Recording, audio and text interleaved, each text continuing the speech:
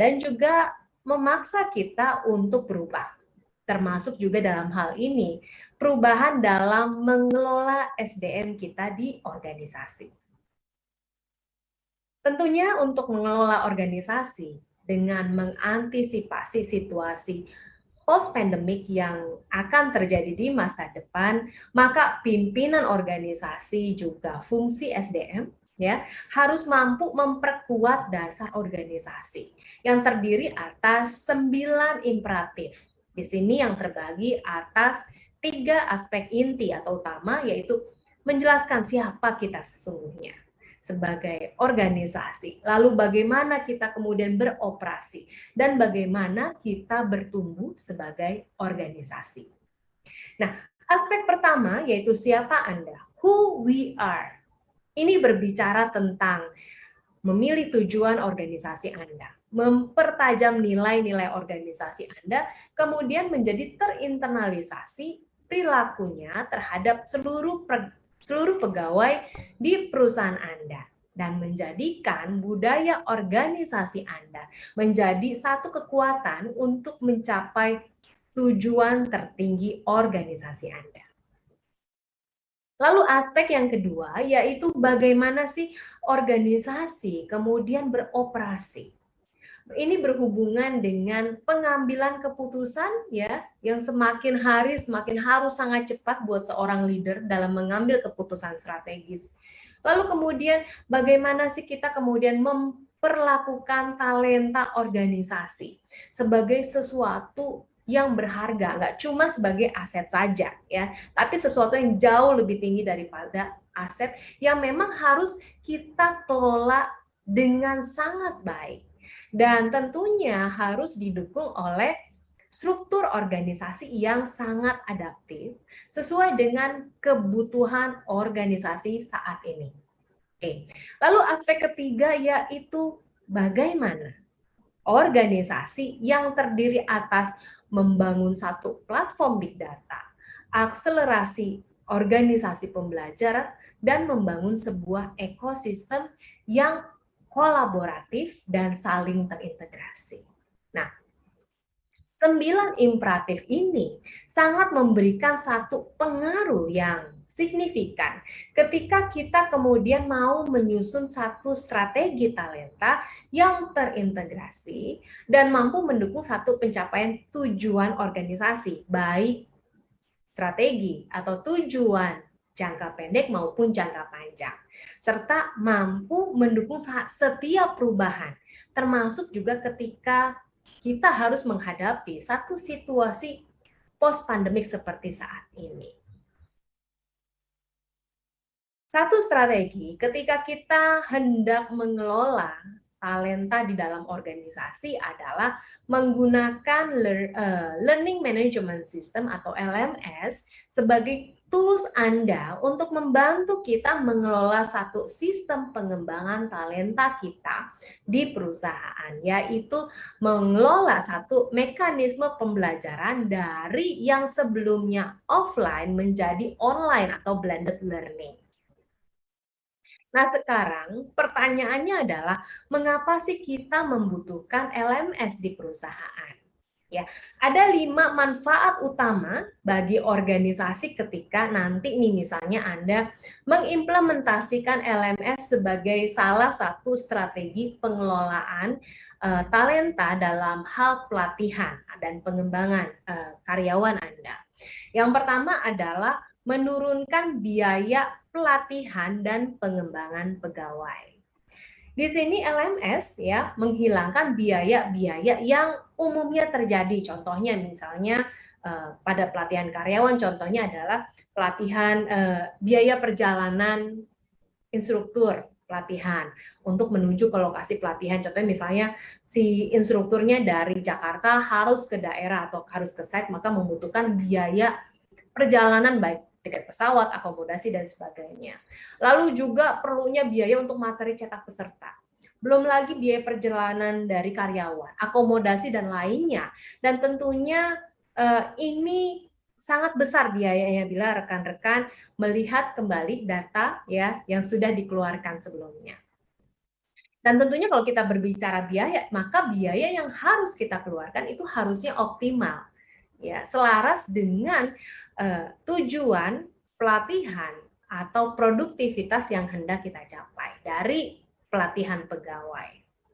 Nah, ketika peserta pelatihan mendapatkan sebuah program pelatihan yang sifatnya online, maka sesungguhnya kalau rekan-rekan rasakan saat ini, perusahaan memang dapat menghemat anggaran untuk pelatihan dan pengembangan. Sehingga dengan begitu kita bisa mengalokasikannya ke hal yang lain untuk pengembangan dan pertumbuhan usaha.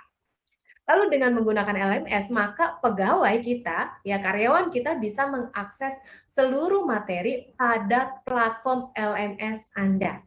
Sehingga ini pun akan membantu kita kemudian mengoptimalisasi kinerja untuk memikirkan hal-hal yang berhubungan dengan pengembangan talenta secara lebih strategis. Lalu yang kedua, ya manfaat dari LMS ini ketika Anda menerapkan LMS di perusahaan Anda adalah Anda bisa memenuhi yang namanya standar kepatuhan, ya, atau compliance istilahnya. Nah, di sini LMS akan membantu Anda untuk tetap up to date nih dengan standar kepatuhan tadi. Dan banyak industri diharuskan untuk melatih, menilai, kemudian juga melaporkan kinerja yang tujuannya memang kaitannya dengan compliance. Dan beberapa industri yang saya tahu yang menerapkan sistem dari compliance ini adalah salah satunya perbankan, farmasi, kemudian oil and gas, ataupun konstruksi. Oke. Dan tentunya kalau kita berbicara undang-undang kepatuhan dapat berubah secara teratur, ya, secara periode.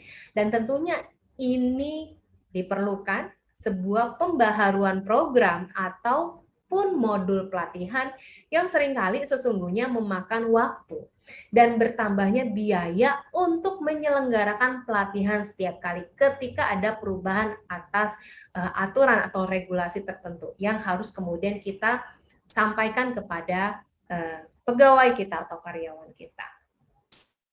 Namun penggunaan LMS perusahaan memungkinkan Anda untuk dengan mudah menambahkan standar juga ya terkait dengan standar compliance ini ke dalam program online course Anda. Dan mengingat juga adanya pengingat atau reminder mengenai deadline dari sasaran yang ingin dicapai dan memungkinkan buat para pegawai Anda untuk melihat dan mempelajari kembali modul pelatihan tersebut secara mandiri. Lalu kemudian apalagi? Manfaat yang ketiga dari LMS ini adalah kita akan menjadi lebih mudah nih melakukan tracking terhadap kemajuan dan memonitor kinerja pegawai kita. Maka sesungguhnya di sini LMS pada esensinya memberi Anda kemampuan untuk melacak kemajuan pegawai Anda untuk memastikan mereka memenuhi standar kinerja dan pencapaian mereka. Oke, misalnya jika seorang pegawai di perusahaan Anda nggak berhasil menyelesaikan satu online course dan sumber daya yang tepat untuk meningkatkan kinerja dan pengalaman belajar mereka dengan sebaik-baiknya. Lalu kemudian apalagi LMS ya. Berdasarkan pengalaman saya juga memiliki satu fitur reporting dan satu analytical tools yang memungkinkan kita untuk menunjukkan dengan tepat bagian dari online course yang kita desain yang mungkin pada akhirnya bisa memberikan satu pegawai Anda ya mengakses program tersebut lalu kemudian merasa bingung, terus dia tahu tuh di mana keunggulannya. Nah di sini kita bisa memodifikasi LMS kita, ya memodifikasi konten yang terdapat di LMS kita. Lalu manfaat LMS yang keempat adalah LMS ini mampu mengelola konten e-learning dalam satu lokasi. LMS ya, kalau kita berbicara LMS sesungguhnya bisa memusatkan konten e-learning kita sehingga konten tersebut tidak akan tersebar di berbagai hard drive dan perangkat. Dan ini ya membuat semua materi e-learning kita tersebut akan diatur dan disimpan di dalam satu lokasi. Dan tentunya fitur ini tidak hanya membantu mengurangi resiko kehilangan data penting Anda, tapi juga memudahkan dan ramah pengguna atau user friendly untuk membuat satu program online course Anda. Nah, kalau kita kemudian berbicara manfaat LMS, maka yang terakhir adalah meningkatkan keterampilan pegawai di perusahaan Anda dengan memberikan satu fasilitas pembelajaran jarak jauh atau memberikan kemudahan akses tanpa dibatasi oleh jarak, ya. Dan seperti yang kita ketahui bersama bahwa akibat COVID-19, banyak organisasi kemudian diharuskan atau memilih untuk menutup kantor mereka dan meminta karyawannya bekerja dari rumah atau WFH atau penerapan 50-50, setengah WFH, setengahnya lagi WFO. Dan di sini LMS sesungguhnya menyediakan satu platform untuk memastikan pegawai Anda untuk terus belajar dan membahas atau mempelajari materi tertentu. Meskipun mungkin mereka beralih dari yang tadinya WFO menjadi WFH. Nah, LMS juga sesungguhnya nih dapat berfungsi sebagai ruang kelas virtual, ya, yang mungkin saat ini rekan-rekan Bapak Ibu menerapkan dengan konsep webinar. Jadi karyawan Anda dapat masuk dari manapun, dimanapun lokasi mereka berada. Artinya di sini kita bisa memberikan satu fleksibilitas dan aksesibilitas yang memang mereka butuhkan saat mencoba untuk kembali kepada new normal, ya, situasi yang baru dengan rutinitas yang baru dibandingkan yang sebelumnya, sebelum pandemi terjadi. Maka dengan LMS ini tentunya karyawan kita atau pegawai kita ini bisa tetap on track untuk terus-menerus belajar, memperbaharui kompetensinya meskipun tidak dengan offline atau secara fisik. Nah, di masa depan tentunya kalau kita berbicara tentang pengembangan talenta, kita akan sangat banyak melihat satu perubahan yang semakin signifikan. Termasuk juga perkembangan LMS bila dibandingkan dengan 10 tahun yang lalu ketika saya mulai mengenal LMS. Dan secara singkat, LMS dan kita yang mengelolanya di dalam organisasi dapat menyediakan jalur, ya, yang dikurasi dan di customize secara personal untuk pembelajaran yang memang disesuaikan dengan kebutuhan masing-masing pegawai. Kita bisa menyesuaikannya dengan seluruh proses pembelajaran yang sesuai dengan kebutuhan, tantangan, atau mungkin ada persyaratan tertentu yang sangat unik. Lalu kemudian kita bisa menyediakan satu sumber daya nih yang memang siap pakai dalam waktu singkat. Dengan kita bisa memastikan satu pembelajaran yang akurat, menambahkan konten yang dibuat khusus yang sesuai dengan kebutuhan organisasi, tetapi juga kebutuhan pegawai.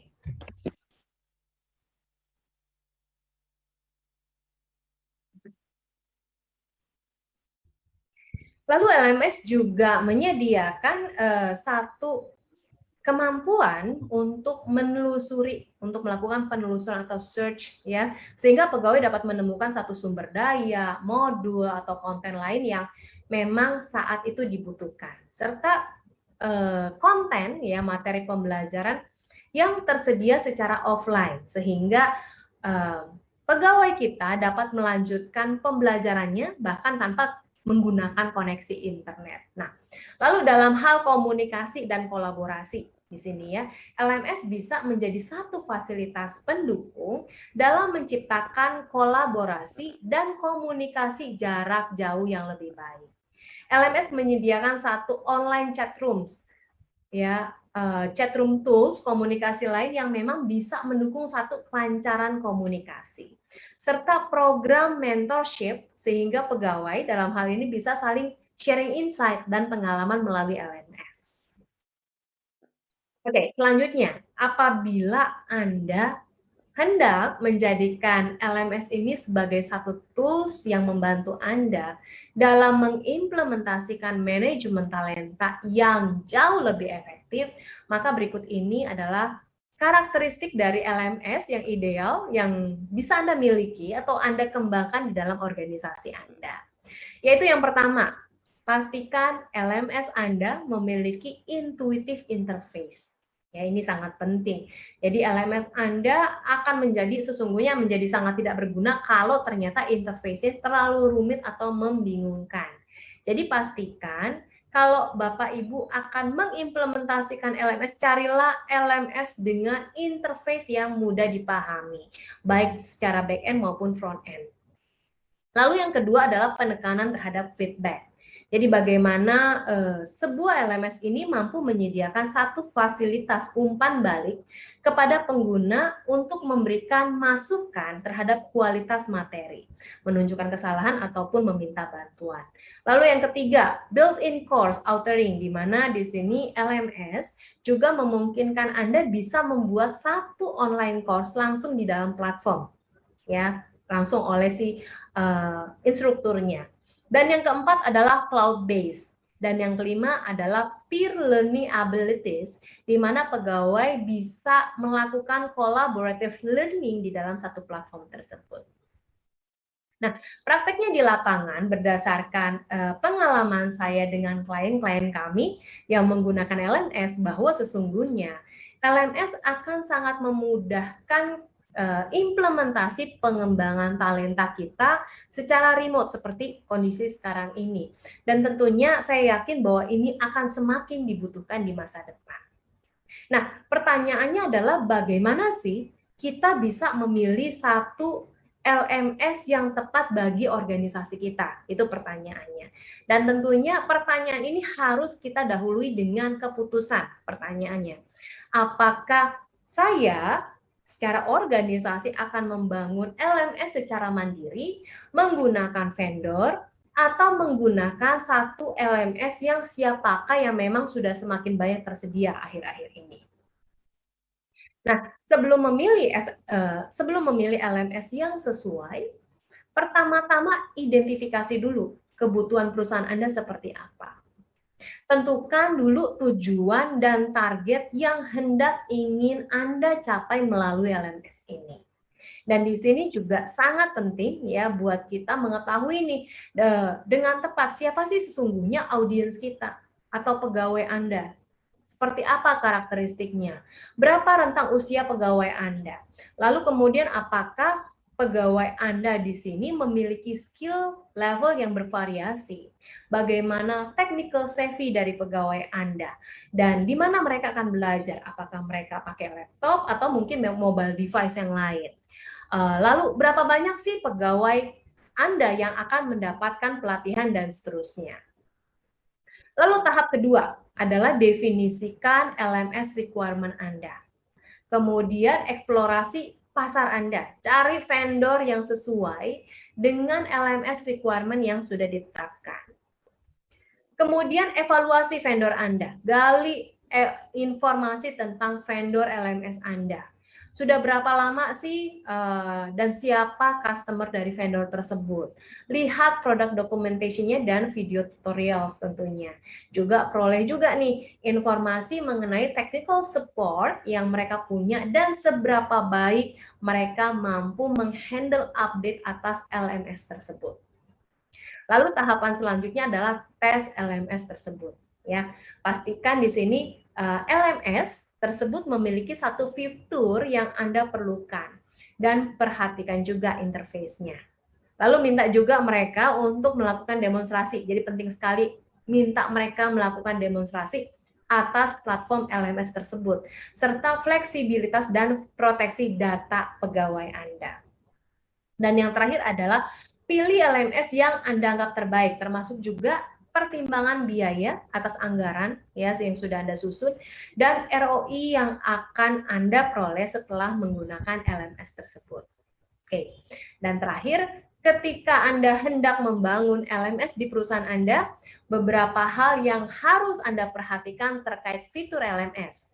Yang pertama adalah analytics atau reporting yang mengukur setiap program atau course, sehingga di sini Anda bisa memberikan atau analytics tersebut bisa memberikan Anda sebuah acuan dalam menciptakan program yang jauh lebih baik di masa mendatang.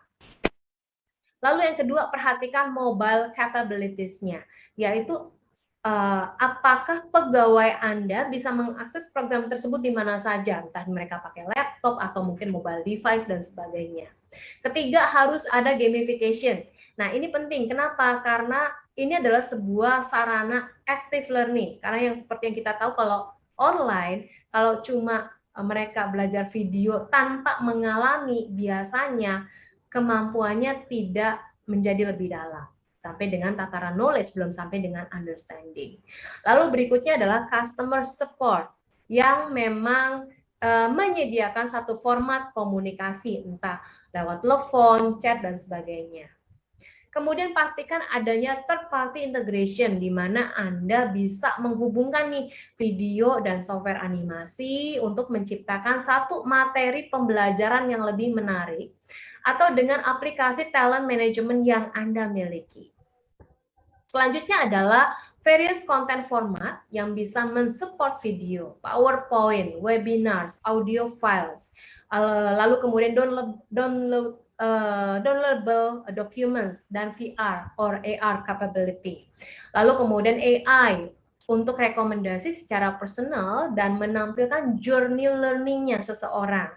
Kemudian ada SCORM, call authoring function, dan pastikan ada instant feedback function. Ya. Dan tentunya kalau kita berbicara pengembangan talenta, pastinya membutuhkan tidak hanya strategi organisasi ya yang mampu diterjemahkan ke dalam fungsi SDM, tetapi juga harus mampu menyediakan tools terbaik bagi talenta kita yang mampu kemudian memudahkan mereka mencapai potensi terbaik, sehingga pada akhirnya mendukung pencapaian produktivitas dan pertumbuhan organisasi secara signifikan. Maka penutup sharing saya hari ini, kita akan menjadi sangat efektif dalam mengembangkan talenta ketika kita mampu memahami dengan tepat kebutuhan organisasi berdasarkan visi misi dan tujuan strategis organisasi, menerjemahkannya secara relevan sesuai dengan kebutuhan, mendesain program yang terintegrasi, dan menyediakan tools yang efektif untuk mendukung tercapainya program secara spesifik dan terukur. Terima kasih, dan saya kembalikan kepada moderator.